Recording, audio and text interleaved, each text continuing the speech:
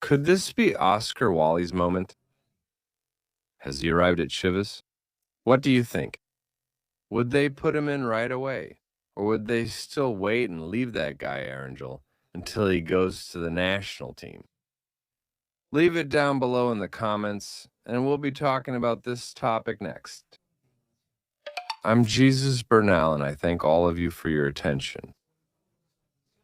Thank you so much for being here with me to talk about the latest regarding the Chivas team. You already know that Caliente.mx has the welcome bonus for you. 1,000 deposited straight into your account. All you have to do is register, and with that, you already have the welcome bonus by clicking the link I leave below in the pinned comment. So without further ado, let's start this video with the latest news about Chivas.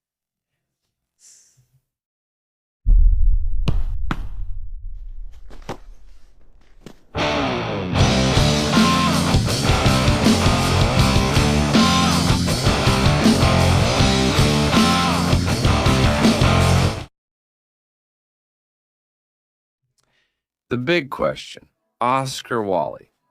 Will Gabby Milito use him now, or will they continue as before? Subscribe. On the bench.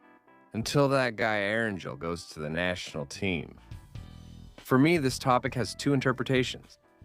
The first is that yes, obviously it would be interesting to give playing time to the goalkeeper, who will start defending Chivas' goal, and above all, to help him get into rhythm. It's been a year and a half, almost 2 years since he last played, practically. He hasn't debuted in the first division yet, for different reasons, not because of his level, because I think he's a good goalkeeper who has shown good things when he's had to play, but mostly because of injuries anyway. A lot of circumstances came up. That Pauno preferred Guacho Jimenez anyway, things that had nothing to do with the goalkeeper himself. Entonces, that's one way to see it. You have to give him playing time. But the other thing is, you have to go for the lead. And Tala, obviously, yes, he's a step above. That's what I'm getting at with this. That Gabby Milito has to decide between the present and the future. What's the priority right now? Trying to finish first. What's next? Thinking about the playoffs. Basically, that's it. And the fact that Whalley plays the last games doesn't guarantee he'll have a great performance in the playoffs. Just like the fact that having Tala in goal doesn't guarantee you'll be the top seed. That's what I'm getting at. It's a decision the coaching staff has to make. But I think we need to prioritize the present over the future. Chivas needs that top spot overall to have the advantage throughout the playoffs, and to be able to advance in the rounds with a tied aggregate score. It's necessary. And if, by making changes, you drop to 4th or 5th place in the standings, watch out. Watch out! Because then, without players away on national team duty, and without the advantages of being at the top, things get really tough. The solution I see, and that I've suggested for some time now, is to send Óscar Whalley to play as goalkeeper for the under-21 team. So he can get into rhythm in the remaining 2 or 3 games, and at night, he can move up to be Tala's backup in the first division until the tournament ends. I'd go with that solution. I'm not Gabby Milito. We'll have to see what the Chivas coach decides.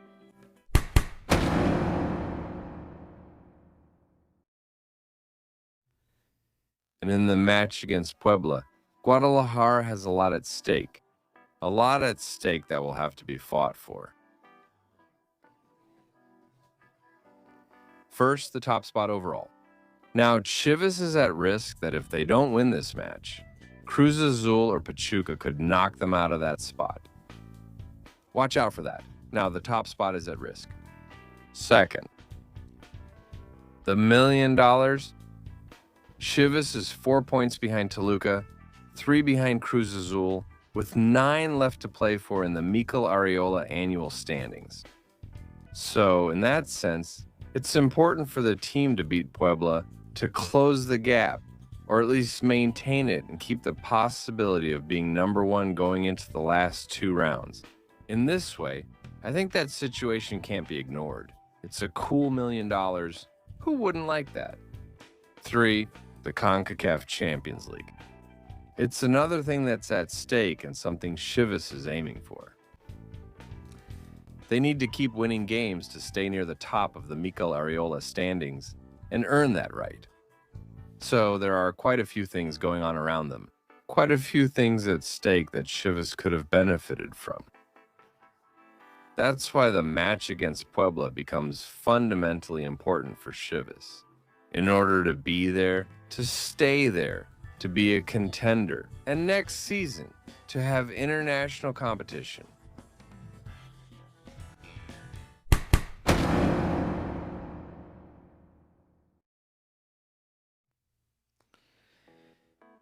All right, speaking of international competition, we have to remember that this summer, Chivas will play in the League's Cup along with the rest of the Liga MX teams.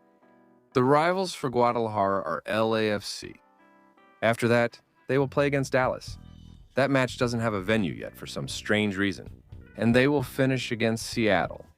Those are the 3 matches that the Chivas team will be playing in this League's Cup, which I also think is an important tournament. Chivas should aim to win. They've left a very bad impression in the last few editions. Actually, in the last one, it was Chivas' best run, but they were still eliminated in the group stage. So yes, we have to go all in. We can't lose sight of that tournament. Because for Guadalajara, I think winning titles should be important for any team.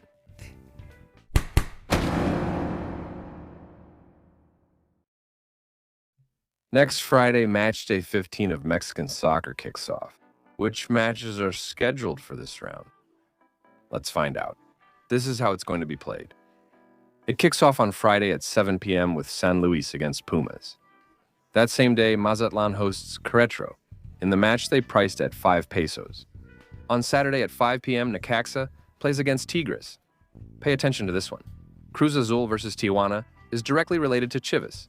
Also on Saturday at 5 p.m. At 7, Monterrey versus Pachuca, another matchup involving a direct rival of Guadalajara.